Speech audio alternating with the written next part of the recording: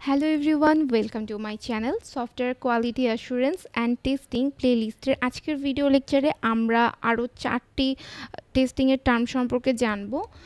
প্রথম তিনটি হচ্ছে এরর, ফল্ট এবং ফেলিউর। এটা সম্পর্কে আমরা বিস্তারিত জানব। বিস্তারিত জানার আগে একটু শর্টে জেনে নিই, সেটা হচ্ছে এরর হচ্ছে হিউম্যান মিস্টেক। হিউম্যান যে মিস্টেকটা করে সেটাকে আমরা এরর বলছি। অ্যান্ড ফল্ট হচ্ছে এই হিউম্যান মিস্টেকের কারণে যদি কোনো কিছু ইমপ্লিমেন্ট করা হয় বা লেখা হয় বা ওইভাবে কাজটা করে ফেলা হয় সেটাকে আমরা বলবো ফল্ট, ডিফেক্ট অর বাগ। এবং ফেলিউর হচ্ছে এই ফল্ট করার কারণে অ্যাকচুয়াল আমরা যে রেজাল্টটা পাচ্ছি সেখানে যে ভুলটা হয়েছে বা ফাংশনটা সেভাবে কাজ করছে না, এটা হচ্ছে ফেলিউর। তাহলে আমরা বলতে পারি হিউম্যানের ভুলের কারণে যে এররটা তৈরি হয়েছে, দেন সেই এররের কারণে যেভাবে কাজটা করা হয়েছে বা কোড যেভাবে লেখা হয়েছে সেখান থেকে তৈরি হয়েছে ফল্ট বা বাগ। এবং এই বাগের কারণে যখন ওই সফটওয়্যারটা আর রান করছে না বা কাজ করছে না ঠিক সেভাবে, এটার ফাংশনগুলো আর কাজ করছে না, তখন এটাকে আমরা বলছি ফেলিউর। এবার আমরা একটু বিস্তারিত জানবো এরর, ফল্ট এবং ফেলিউর সম্পর্কে। আগেই জেনেছি এরর হচ্ছে হিউম্যান মিস্টেক। হিউম্যান যে ভুলটা করেছে সেটাই হচ্ছে এরর।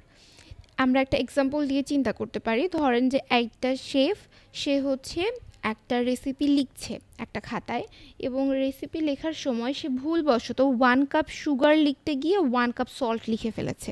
সে একটা কেকের রেসিপি লিখছিল। এখন এটাকে আমরা বলতে পারি হিউম্যান এরর। ঠিক সেরকমই যখন একটা সফটওয়্যার তৈরি করার জন্য কিছু রিকোয়ারমেন্ট কালেক্ট করা হলো, ধরুন যে রিকোয়ারমেন্ট হওয়ার কথা ছিল যে এই সফটওয়্যারটা হতে হবে পিঙ্ক কালারের মধ্যে, কিন্তু আমাদের যে রিকোয়ারমেন্ট যে কালেক্ট করছিল সে কী করলো, সে ভুলবশত ব্লু লিখে ফেললো, যে সফটওয়্যারটা ব্লু কালারে হবে। এই যে একটা মিস্টেক করলো, পিঙ্ক না লিখে ব্লু লিখে ফেললো ডকুমেন্টে, এটাকে আমরা বলতে পারি এরর। এবার আমরা জানবো ডিফেক্ট, ফল্ট অর বাগ সম্পর্কে।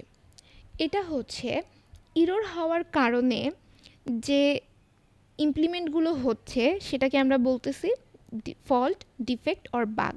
এক্সাম্পল দিয়ে যদি চিন্তা করি, সেটা হচ্ছে ওই যে রেসিপি লিখেছিল আমাদের শেফ, একটা কেকের রেসিপি লিখেছিল। এখন ওই রেসিপি দেখে আমি যদি একটা কেক তৈরি করি, সেখানে আমি কি করব, ভুলবশত 1 কাপ সল্ট দিয়ে ফেলবো, রাইট? কারণ আমি তো জানি না, আমি তো রেসিপি ফলো করছি, ওখানে লেখা আছে 1 কাপ সল্ট, আমি তো 1 কাপ সল্ট দিয়ে একটা কেক মেক করে ফেলছি।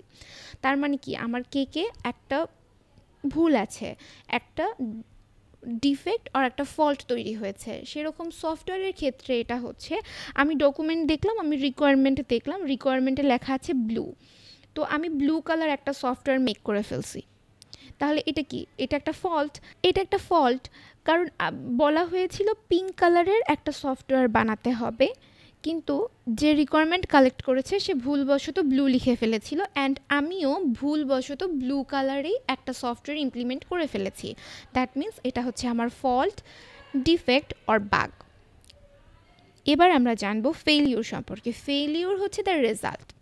অ্যাকচুয়ালি আমরা যখন একটা সফটওয়্যার পুরোপুরি বানানো শেষ হয়ে গিয়েছে, এবার আমরা হচ্ছে এই সফটওয়্যারটাকে ভিজুয়ালি দেখতে পাচ্ছি। আমার কম্পিউটার বা আমার ফোনে এই সফটওয়্যারটা আছে, আমি ভিজুয়ালি এটা দেখতে পাচ্ছি এবং এটা আমি রান করব, এটা আমি ইউজ করে যখন আমি দেখব যে না, এটা অ্যাকচুয়ালি কাজ করছে না, তখন আমি এটাকে বলবো এটা একটা failure. It happens win the fault is executed. আমি ফল্ট করার পর যখন আমি এই কোডটা রান করে দেখছি, এক্সিকিউট করে দেখছি, তখন দেখছি এটা আর ঠিকভাবে কাজ করছে না, যেভাবে এটা কাজ করার কথা ছিল, তখন আমি এটাকে বলছি ফেলিউর।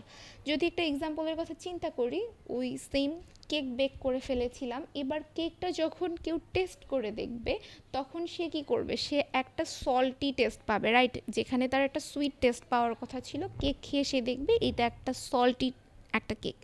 তাহলে সে যখন টেস্ট করে দেখছে সল্টি, দ্যাট মিন্স এটা হচ্ছে একটা ফেলিওর। ঠিক সেরকমই আমি যখন আমার সফটওয়্যারটা হ্যান্ড ওভার করছি, তখন দেখা গেল যে সফটওয়্যারটা বানানো হয়েছে ব্লু কালারে, কিন্তু অ্যাকচুয়ালি এইটা পিঙ্ক কালারে বানানোর কথা ছিল, পিঙ্ক কালার না হয়ে গিয়েছে ব্লু কালার, যেটা শুরু থেকেই ভুল ছিল, রাইট? একটা ইরর হয়েছে, ইররের কারণে একটা ফল্ট হয়েছে, অ্যান্ড ফল্টের কারণে আলটিমেটলি ফেলিওর হয়েছে। এবার আমরা জানবো ডিফেক্ট মাস্কিং সম্পর্কে। ডিফেক্ট মাস্কিং হলো একটা বাগের পিছনে আরেকটা বাগ লুকিয়ে থাকা। আমরা যদি একটা এক্সাম্পল দিয়ে চিন্তা করি, ঠিক ওই কেক মেকিংয়ের টাইমে আমি দেখলাম যে একটা সল্টি কেক তৈরি করা হয়ে গিয়েছে, রাইট? তো ফল্ট 1 হচ্ছে কেকটা সল্ট ছিল, অনেক বেশি সল্টি ছিল। এটা যখন টেস্ট করে দেখা হয়েছে তখন সে দেখতে পেয়েছে কেকটা তো সল্টি। এখন সে কী করলো, আর এটা নতুন করে কেক তৈরি করলো, নতুন করে কেক তৈরি করে এখানে কিন্তু সে সল্টের জায়গায় সুগার ইউজ করেছে। কিন্তু প্রবলেম যেটা হয়েছে, সে হচ্ছে এইটা 10 মিনিট কুক করেছে। আগের বারও কিন্তু 10 মিনিট কুক করেছিল, কিন্তু যে টেস্ট করেছিল সে প্রথমেই দেখেছে সল্টি, তাই সে ডিরেক্ট বলে দিয়েছে তোমার কেকটা হয়নি, তোমার কেকটা তো সল্টি হয়েছে। কিন্তু সে এটা খেয়ালই করেনি যে কেকটা অ্যাকচুয়ালি আন্ডার কুক ছিল, এটা পুরোপুরি কুক হয়নি, ভিতরে কাঁচা রয়ে গিয়েছিল। এটা 60 মিনিট কুক করার জায়গায় 10 মিনিট কুক করা হয়ে গিয়েছিল। এটা হচ্ছে আমাদের ফল্ট 2, যেটা লুকিয়েছিল ফল্ট 1-এর পিছনে। এবার এটাকে যদি আমরা আমাদের সফটওয়্যারের ভাষায় চিন্তা করি, আমার সফটওয়্যারে একটা পেমেন্ট অপশন থাকার কথা ছিল, কিন্তু সামহাউ পেমেন্ট অপশনটা মিস হয়ে গিয়েছে। তখন টেস্টার বলল যে আপনার এখানে একটা পেমেন্ট অপশন থাকার কথা ছিল, কিন্তু আপনি পেমেন্ট অপশনটা তো এখনও ইমপ্লিমেন্ট করেননি। তো সে যখন পেমেন্ট অপশন ইমপ্লিমেন্ট করলো, তারপর যখন আবার টেস্টারের কাছে দেয়া হলো, তখন টেস্টার দেখছে পেমেন্ট অপশন ইমপ্লিমেন্ট তো করা হয়েছে, কিন্তু পেমেন্ট অপশনের ভিতরে পেমেন্ট গেটওয়ের ক্ষেত্রে অনেকগুলো পেমেন্ট অপশন থাকে, like bKash, then different types of bank, এরকম অনেক কিছু থাকার কথা ছিল। বাট সামহাউ তাদের মাঝখানে কোনো একটা কিছু মিসিং বা কিছু একটা বাদ পড়ে গিয়েছে। তখন সে আবার বলল যে এখানে আরেকটা বাগ আছে। তো এইটা হচ্ছে পেমেন্ট অপশনটাই যখন ছিল না, তখন অ্যাকচুয়ালি পেমেন্ট গেটওয়েতে কী কী বাদ পড়েছিল সেটা কিন্তু সে টেস্টার দেখতেই পায়নি, রাইট? তার মানে কি, একটা ফল্টের পিছনে আরেকটা ফল্ট লুকিয়েছিল। ঠিক সেরকমই ডিফেক্ট মাস্কিং হচ্ছে একটা ফল্টের পিছনে আরেকটা ফল্ট লুকিয়ে থাকা, বা একটা বাগের পিছনে আরেকটা বাগ যে হিডেন অবস্থায় থাকে সেটাকে আমরা বলছি defect masking. That's all for this video.